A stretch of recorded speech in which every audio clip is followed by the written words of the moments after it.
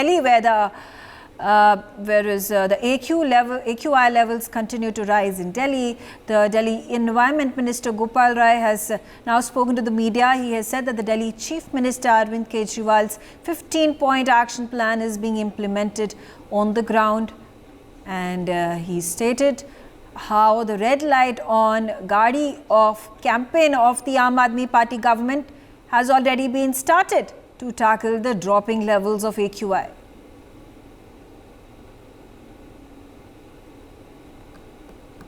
Let's quickly listen in to Environment Minister Gopal Rai's soundbite there. Delhi के अंदर दिल्ली के मुख्यमंत्री अरविंद केजरीवाल जी ने 15 सूत्री विंटर एक्शन प्लान बहुत पहले ही घोषित किया था। उस पूरे प्लान में चाहे वो डस्ट पोल्यूशन हो, चाहे गाड़ियों का पोल्यूशन हो, चाहे बायोमास बर्निंग का पोल्यूशन हो, चाहे वो बाहर से जो प्रदूषण आता है उसको रोकना हो, दिल्ली के अंदर जो एजेंसियां हैं उनसे कोऑर्डिनेशन का, बाहर के राज्यों से कोऑर्डिनेशन करने का, CAQM के ग्रैप को लागू करने का, तो एक बृहद योजना जो है वो पहले से ही मुख्यमंत्री जी ने घोषित किया हुआ है। अब उसको एक एक करके ग्राउंड पे जो है उसको लागू किया जा रहा है। Naveen on the telecast with me. Naveen, there is politics that is being played in Delhi over AQI. Now, Gopal Rai has said there is a 15-point action plan. Yesterday, Atishi Singh said that there is no data on pollution. Therefore, the Aam Aadmi Party can't come out with any action plan.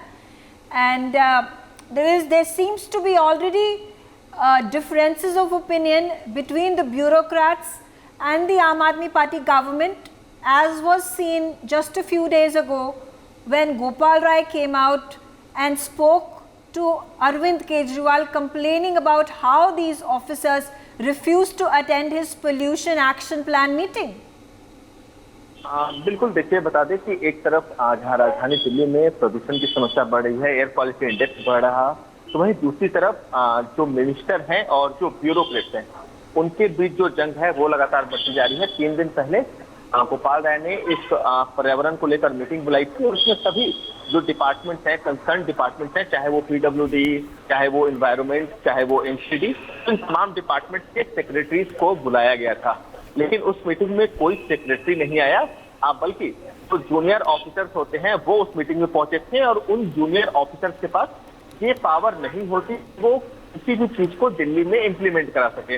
तो इसे लेकर गोपाल राय ने एक note मुख्यमंत्री को लिखा था और ये अपील की थी कि सिंसियर जो ऑफिसर्स हैं उन्हें पॉल्यूशन की मीटिंग में भेजा जाए ताकि दिल्ली में स्थिति को नियंत्रित किया जा सके। लेकिन राजधानी दिल्ली में जो पॉल्यूशन है वो लगातार फ्लक्चुएट कर रहा है। आज दिल्ली का ओवरऑल एवरेज जो AQI है वो 265 के करीब दर्ज किया गया था। इसके अलावा 13 हॉट स्पॉट दिल्ली में है जहां का AQI 300 के करीब है।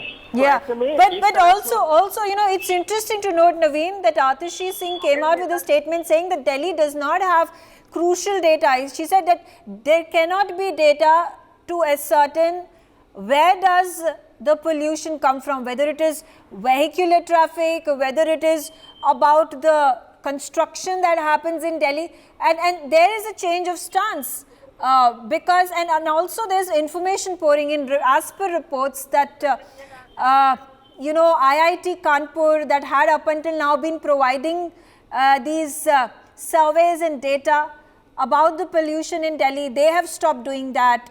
There is SAFAR which has stopped providing data to the Delhi government. Why is all this happening?